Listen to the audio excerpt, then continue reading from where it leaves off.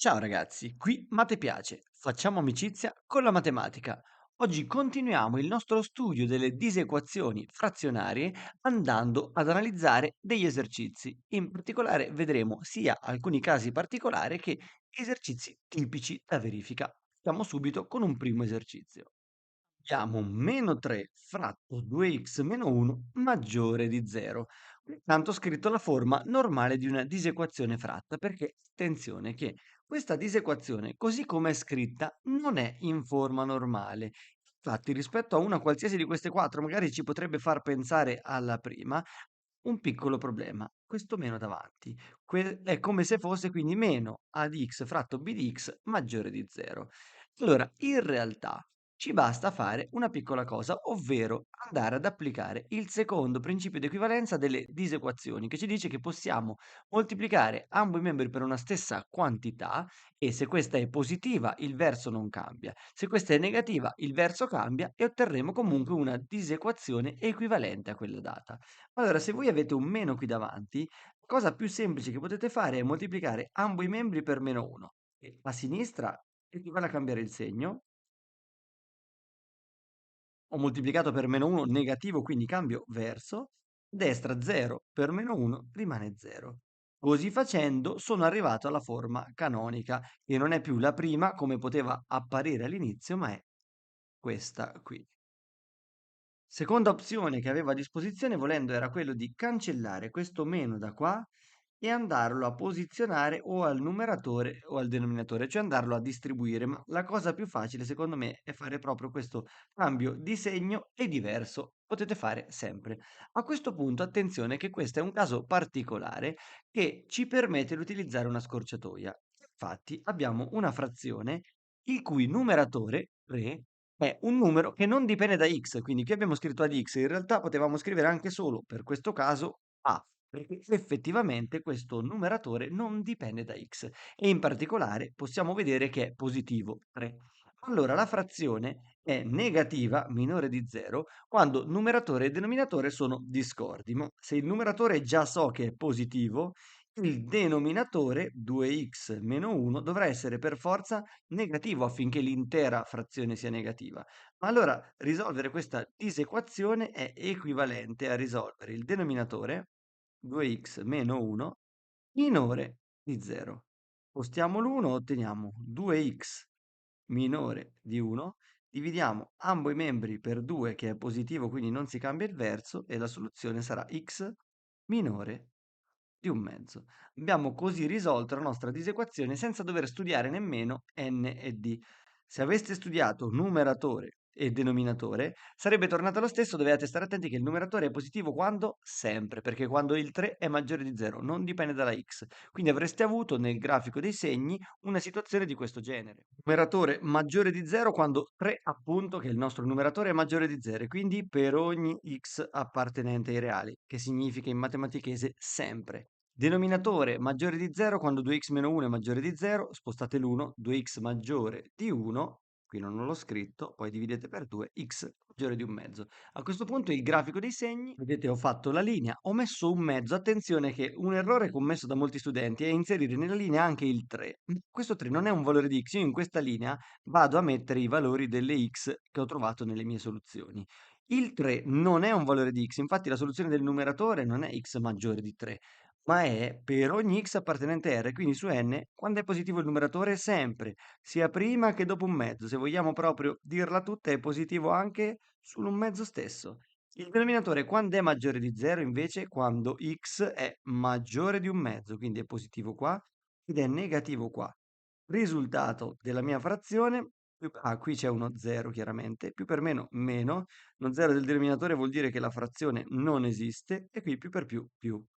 Adesso cosa volevo? Vado a rivedere la mia frazione, volevo il minore di 0, quindi volevo questa zona qua, che è prima di un mezzo, la soluzione è x minore di un mezzo, che se ci fate caso è proprio la stessa soluzione che avevo trovato sopra quando andavo a dire x minore di un mezzo. Quindi Non serve fare tutto questo studio perché questo numeratore sempre positivo non influenza il segno della frazione. Vedete, il risultato dei segni della frazione è lo stesso del denominatore, quindi basta semplicemente studiare il nostro denominatore. Siamo pronti allora per passare a un secondo esercizio. Qui abbiamo 2 alla meno 1 meno 2 fatto 5 meno x maggiore di 0. Attenzione perché anche questa è un esempio di disequazione leggermente a trabocchetto. Il numeratore di nuovo non presenta x. La cosa che ci disturba è questo 2 alla meno 1 meno 2. Ora, se ci fate caso, 2 alla meno 1, ricordandosi il significato, vuol dire un mezzo. Quindi abbiamo un mezzo meno 2 fratto 5 meno x e vogliamo capire quando è maggiore di 0. Ora qua, la prima opzione per voi è fare il denominatore comune qui sopra e vedere quanto fa. Un'altra cosa che potreste però notare, facendo rapidamente attenzione a quello che c'è scritto, è che il numeratore è una quantità sicuramente negativa. Infatti un mezzo è più piccolo di 2, quindi se un mezzo andiamo a togliere 2, otteniamo una quantità sicuramente negativa, anche senza fare il calcolo preciso. Ma allora, il nostro numeratore è negativo. Il denominatore come dovrà essere affinché la frazione sia positiva? Siccome deve essere positiva la frazione, numeratore e denominatore dovranno essere concordi, quindi il denominatore dovrà essere a sua volta negativo. E quindi il risultato di questa disequazione lo otteniamo semplicemente ponendo il nostro denominatore 5 meno x minore di 0. Adesso spostiamo il 5, meno x minore di, sposto il 5 di meno 5. Adesso per trovare x devo cambiare segni e quindi cambio anche il verso. Risultato x maggiore di 5. Questa è la soluzione della nostra disequazione, fatta con la scorciatoia in pochissimo. Se volete, provate a farla per esteso, facendo numeratore e denominatore e qui il denominatore comune, fatemi sapere se vi torna lo stesso. Noi intanto passiamo a un esercizio un pochino più complicato. Proviamo 1 fratto 2x meno 2 più 1 fratto 1 meno x maggiore o uguale di 2 fratto 3x meno 3. Io ho scritto accanto le varie disequazioni in forma normale e vedete che la nostra disequazione non è in forma normale. Siccome le disequazioni in forma normale le sappiamo risolvere, allora il nostro obiettivo sarà proprio riportarci a una di queste forme. Ma come possiamo fare? Intanto la prima cosa che dobbiamo notare è che in ogni forma normale, a destra del maggiore o del minore, del maggiore uguale o minore uguale, c'è lo zero. Quindi intanto questo termine andrà spostato a sinistra. Io per farlo rapidamente, immagino che quando va a sinistra diventa col meno e quindi scrivo meno e poi maggiore o uguale, che non l'ho cambiato, di 0. Ho guadagnato un passaggio, chiaramente voi scrivete tutto. A questo punto, per fare un'unica frazione, dobbiamo avere il denominatore comune, ma per farlo, siccome i denominatori sono dei polinomi, dobbiamo andare a scomporli. In particolare, il primo denominatore possiamo raccogliere un 2 che moltiplica x meno 1 più 1 fratto 1 meno x, per ora lo riscrivo, poi vedremo qualcosa, meno 2 fratto, qui raccolgo un 3 che moltiplica x meno 1, maggiore o uguale di 0. Adesso, in ottica denominatore comune, dobbiamo notare una cosa. Qui c'è 1 meno x, negli altri due denominatori c'è x meno 1. 1 meno x è uguale, adesso lo vado momentaneamente a scrivere sotto, a meno x meno 1. Infatti se distribuite questo meno ottenete proprio meno x più 1, che è esattamente quello che abbiamo qua.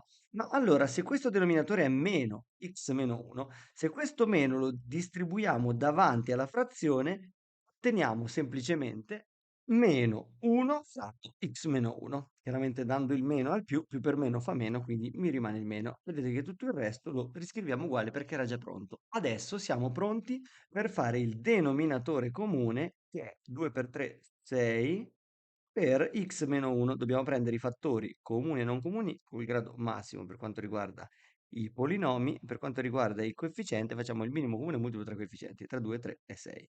Quindi adesso 6 per x meno 1 diviso 2 per x meno 1 se ne va, 6 diviso 2 fa 3, per 1, 3. Meno 6 per x meno 1 diviso x meno 1 fa soltanto 6, per 1, 6. Meno 6 per x meno 1 diviso 3 per x meno 1 fa 2, per 2, 4. Questo maggiore o uguale di 0.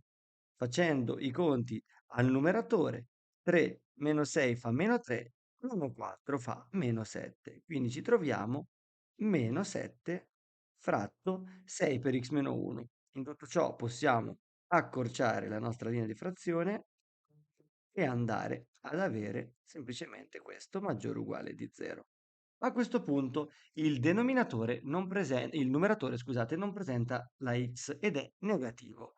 Ora, affinché la nostra frazione sia maggiore o uguale di 0, il denominatore dovrà essere anch'esso negativo. E attenzione, non minore o uguale di 0, proprio minore di 0, perché 0 al denominatore non ci può essere. Quindi questa frazione, questa disequazione è equivalente a 6 per x meno 1, il nostro denominatore, minore e basta di 0. A questo punto attenzione a 6. 6 è un fattore positivo. Io non posso buttare via dei fattori per quanto riguarda le disequazioni perché non so se sono positivi o negativi. Ma il 6 che non ha la x, io uso il secondo principio e lo vado a dividere da ambo i membri. Tanto è positivo, non mi fa cambiare verso. Otteniamo quindi x meno 1 minore di 0. Spostiamo il meno 1 a destra e abbiamo x minore di 1. Abbiamo così risolto anche questo esercizio. Siamo pronti per affrontare l'ultimo esercizio di questa lezione. Esercizio che è il tasto dolente di ogni studente, era anche il mio da studente, ovvero è un problema. Data l'equazione x meno aperta tonda x meno 1 chiusa tonda k uguale 2, determina k in modo che l'equazione sia determinata e la sua soluzione sia maggiore o uguale a meno 1. Allora, intanto, per essere determinata dobbiamo essere in grado di trovare la soluzione. Quindi partendo dal testo dobbiamo ricavare la x. La prima cosa che andiamo a fare è svolgere questa parentesi. Quindi abbiamo x, poi meno k per x usando la commutativa, e poi meno k per meno 1 più k uguale a 2.